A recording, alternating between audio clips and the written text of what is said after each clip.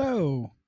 What's up, everybody? My name is Daniel. I am the admin of all those JazzNation pages that you are following online through, through TikTok, Facebook, Instagram, Twitter, MySpace, maybe, YouTube, the podcast channels, the Patreon page. All the links for these pages can be found in one simple spot. Just go to linktree.com/JazzNation News.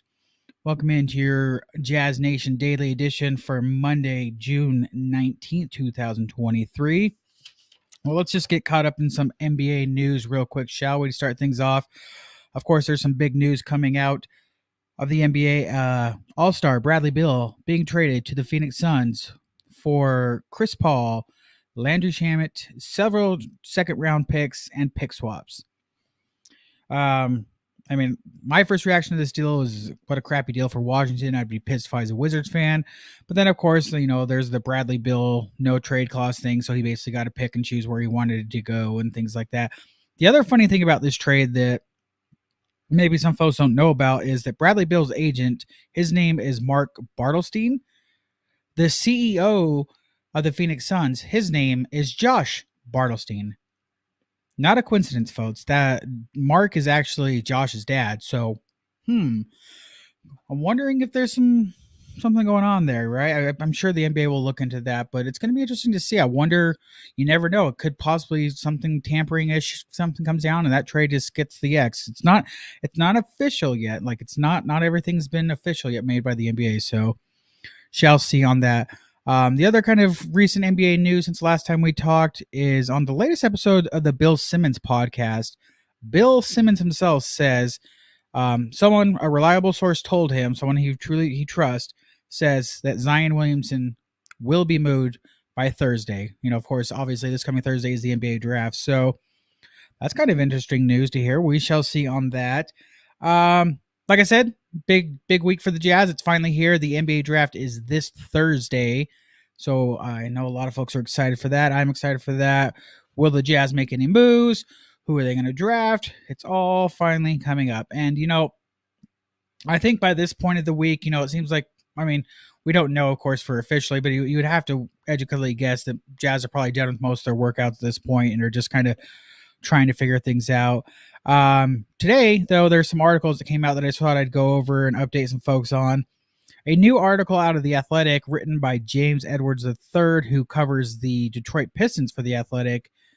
In his article, he is stating that he believes the Detroit Pistons should look to move back in the draft and then gain some future draft picks in the trade, and then mentions two teams that he thinks would be perfect to trade with, one being the Oklahoma City Thunder, and the other, of course, being the Utah Jazz. And he suggests a trade with the Jazz. Pistons would trade the 5th pick to Utah. The Jazz would trade the 9th, 16th, and a future first-round pick to the Detroit Pistons. Now, to anyone that's been listening to my recent podcast and hearing me tweet and things like that, you know that I am all in on Cam Whitmore. I think out of the top 3 guys, that he's the next level dude that's going to be good, and I think he should be number 1 on the Jazz draft board. And if this trade is available, I would do it. I would vote yes for that, because then you get a chance to get Cam Whitmore, who I believe can come in and help the Jazz right away. Easy for me to say. I'm all in on that. Now, of course, the future first round pick, it's hard to say. You probably want to put some kind of, if you can, put some kind of protection on it, if at all possible, and things like that. But, Justin Zanuck and Danny Ainge are smart. They're not going to let Detroit Pistons screw them over. And obviously they did a deal with them last year when they traded Bojan Bogdanovic to the Pistons and got Kelly Olynyk and all that back. So we shall see on that. Speaking of trades and trades ideas, I am going to be doing my final Jazz Nation podcast recording before the draft tomorrow with my assistant to the host, Mr. Will Wonder. And he, if you don't know, he's actually a Orlando Magic fan. So I'm going to come up with a trade that involves the Orlando Magic and the Jazz. So I've been kind of tinkering with that. If you think there's any trades that you think should do with that as far as trading with the Jazz and the Magic, let me know. Comments or you can leave a comment in the YouTube video here or just comments on the social media pages. But I've been kind of tinkering with an idea that I think in that. And that's kind of hard. I mean, obviously the Piston one here, that gets you the 5th. Orlando's in the 6th. Also, it's come out that the Pacers are open to trading the 7th pick. So there are so many, if the Jazz want to move up, it's definitely available to them. Another thing that I wanted to mention, if, this would involve the Jazz possibly needing to trade up if they want this guy, but Anthony Black, this is coming from a new Bleacher Report article that came out today. But basically, it's just saying kind of something I think we've all kind of already figured is that Anthony Black will not make it to number 10 for the Dallas Mavericks. I guess there's maybe some hope from the Mavericks camp or maybe Mavericks fans that he could fall to them. But they're saying there's absolutely no way he's getting past the Wizards at 8 or even to the Jazz at 9th. And I honestly don't even think he's going to make it past the Wizards at 8, even with the recent trade and whatever that's going on with the Wizards, and them totally rebuilding. I just don't see him making it past the 8th pick. So if the Jazz really like Anthony Black, and as far as I can tell, I just was mentioned before that the Jazz are probably done with their workouts. Obviously, the Jazz didn't release any information who they brought in for workouts and things like that, but just social media leaks, players saying stuff. Anthony Black was just in Utah at the end of this past week, Thursday or Friday, working out for the Jazz. So, they always say keep an eye on those guys that the teams bring in for their last workouts. So, who knows on that one? Very interesting on that. As far as the workouts thing too, by the way, I did a kind of a Q&A yesterday on my Instagram. And I brought up a couple times about my Cam Whitmore, that he's number 1 on my board and things like that. And something that I had mentioned, and I'll say it here, is that the Jazz, they worked out Cam Whitmore full knowing that he is not going to be available to them at 9th pick, right? Kind of interesting. Another player that they worked out knowing that he wasn't going to be available to them in their range a couple of years ago was a Donovan Mitchell. Donovan Mitchell worked out for the Utah Jazz, and they knew full 100% knowing that he was not going to fall to them in their draft area. They liked what they saw. They moved up, got him. It worked out pretty well for them while he was here. So just saying that, it's going to be very interesting. Obviously, just expect to hear a lot of chatter this week and into the draft night, draft day, and all that about the Jazz because obviously they have so many assets that they could possibly move around. Last thing that I've got written down is some kind of newer news. I mean, it's not so newer. It's kind of just, honestly, some of the news too is just kind of getting recycled around. It's like we've heard, we know, but this morning on Sports Center, Jonathan Giovanni of AKA, the Draft Express dude said that, the French guard dude that I'm not so big on, is running up on draft boards and could be a top 10 pick. Again, we've already heard that. We feel that doesn't. I'll say this again. To me, I do not feel like this guy should be picked for the Jazz in the 9th spot. If the Jazz stay at the 9th spot, please do not pick him at 9. If they really like the guy, fine, trade up and get him in like a 12 to 16th range. I don't think he's going to be there for the Jazz at 16. So if they really like him, they're going to have to move up a little there. That's fine. Get him there. I feel better about that there. To me, he's going to be a project dude. He's going to take some time. First off, and I think we all know this. Anytime a player comes from overseas, comes to America, it's a whole new home for him. He's got to develop. He's a young guy, 19 years old, I believe. It's going to take some time for him to get used to that. And it's not, the same thing could be said about Wemby when he goes to San Antonio. It's going to take some time for him to develop on that one too. I think maybe he'll probably not be so hard. The thing that I don't think a lot of, especially Jazz fans, maybe know about is that the below guy, he just barely got playing with the topper, the main event, you could say, the Wemby team. He was in kind of the minor league version, I guess you would call it, just keep it simpler, until like January or February this year. And then he got moved into the main thing. And I think it was just because of injuries. So I just am not sold on him. I just don't think he should be a top 10 pick. If you want him in the teens area there, 12, 13 to 16 range, go for it. That's a good chance to take I just think of when you're in that top 10, you want somebody that can help you on your team pretty good, like right away. And who knows though?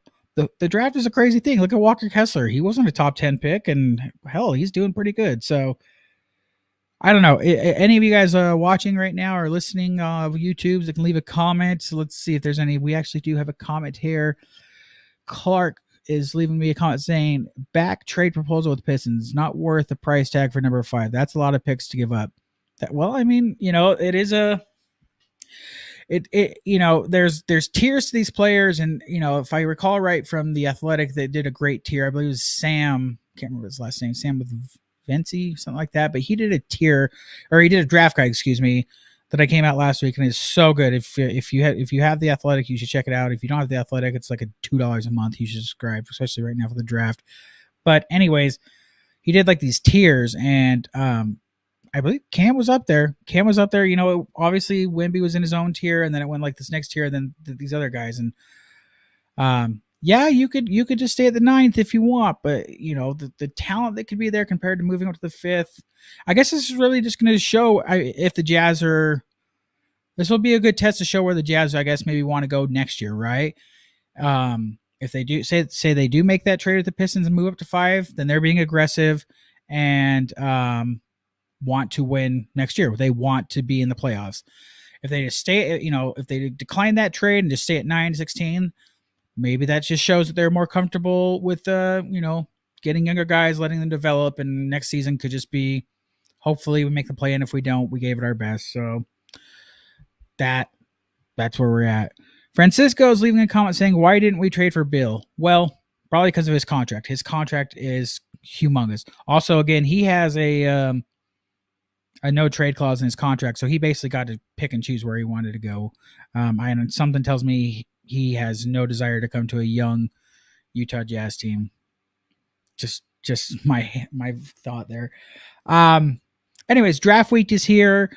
I've said this a few times on the recent podcasts and stuff. I will not be in town for the NBA draft. I know, crazy, horrible timing to go on a trip, but I will be in San Jose on Thursday for a concert. I'm going to see Blink-182.